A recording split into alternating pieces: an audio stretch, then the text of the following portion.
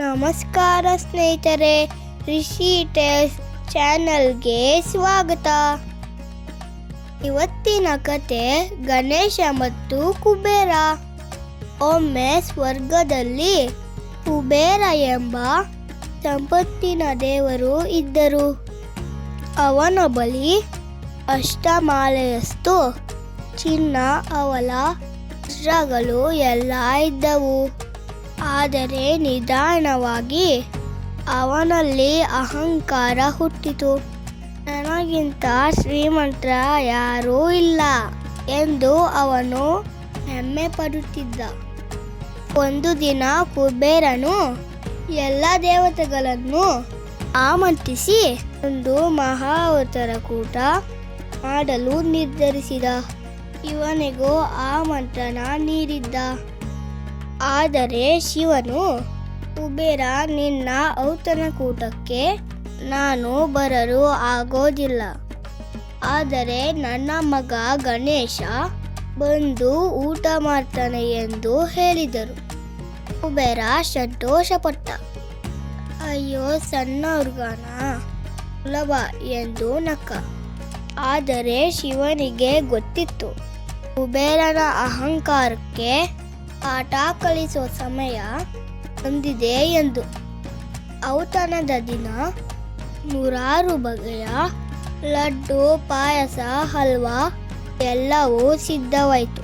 ಕುಬೇರನು ಖುಷಿಯಿಂದ ಗಣೇಶನನ್ನು ಸ್ವಾಗತಿಸಿದ. ಎಲ್ಲ ತಿಂಡಿ ತಿನಿಸುಗಳನ್ನು ತಂದು ಗಣೇಶನ ಮುಂದೆ ಇಟ್ಟರು. ಗಣೇಶನು ತಿನ್ನಲು ಆರಂಭಿಸಿದ. ಆದರೆ ನಿಲ್ಲದೆ ತಿನ್ನುತ್ತಿದ್ದ. 1 ತಟ್ಟೆ, 2 ತಟ್ಟೆ, 100 ತಟ್ಟೆ ಎಲ್ಲವೂ ಖಾಲಿ. ಅವನು ಪಾಕಶಾಲೆಯನ್ನೇ ಖಾಲಿ ಮಾಡಿದ. ಅವನು ದೇವಾಲಯದ ಹೂವುಗಳನ್ನು, ಬಂಗಾರದ ಪಾತ್ರೆಗಳನ್ನು ತಿನ್ನಲು ಪ್ರಾರಂಭಿಸಿದ. ಕುಬೇರ ಬೆಚ್ಚಿಬಿದ್ದ. ಅವನಿಗೆ ಏನು ಮಾಡಬೇಕೆಂದು ತಿಳಿಯಲಿಲ್ಲ. ಕೊನೆಗೆ ಅವನು ಶಿವನ ಬಳಿಗೆ ಓಡುತ್ತಾ ಹೋದ. ಪ್ರಭು, ಗಣೇಶ ನನ್ನ ಹೊತ್ತನೆಲ್ಲ ತಿನ್ನುತ್ತಿದ್ದಾನೆ. ನನ್ನ ಬಳಿ ಏನೂ ಉಳಿದಿಲ್ಲ ಎಂದು ಹೇಳಿದ. ಶಿವನು ನಗುತ್ತಾ, ಕುಬೇರ, ನನ್ನ ಮಗನಿಗೆ ತೃಪ್ತಿಯಾಗುವುದು ಅನ್ನ ಸಂಪತ್ತಿನಿಂದ ಅಲ್ಲ, ಪ್ರೀತಿ ಭಕ್ತಿಯಿಂದ ಎಂದು ಹೇಳಿದರು. ಒಂದು ಪಟ್ಟಣಿನಲ್ಲಿ ಅನ್ನವನ್ನು ಕೊಟ್ಟು, ಇದನ್ನು ಅವನಿಗೆ ತುಂಬ ಭಕ್ತಿ ಪ್ರೀತಿಯಿಂದ ಕೊಡು ಎಂದು ಹೇಳಿ ಕಳುಹಿಸಿದರು. ಕುಬೇರನು ಹಿಂತಿರುಗಿ ಬಂದ.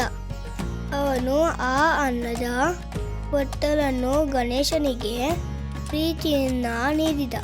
ಅದನ್ನು ತಿಂದು ಮುಗಿಸಿದ ಗಣೇಶ ನಗುತ್ತಾ, ಈಗ ನನಗೆ ತೃಪ್ತಿ ಎಂದು ಜೋರಾಗಿ ತೆಗೆದ. ಹಣಕ್ಕಿಂತ ಭಕ್ತಿ ದೊಡ್ಡದು. ಅಹಂಕಾರದಿಂದಲ್ಲ, ವಿನಯದಿಂದ ದೇವರನ್ನು ಗೆಲ್ಲಬಹುದು. ನಿಜವಾದ ಪ್ರೀತಿ ಮತ್ತು ಸರಳತೆ ಎಲ್ಲವನ್ನು ಗೆಲ್ಲುತ್ತದೆ. ಈ ಕತೆ ನಿಮಗೆ ಇಷ್ಟ ಆದರೆ ಸಬ್ಸ್ಕ್ರೈಬ್, ಲೈಕ್, ಶೇರ್ ಮಾಡಿ. ರಿಷಿ ಟೇಲ್ಸ್ ನೋಡೋಣ ಮರಿಬೇಡಿ.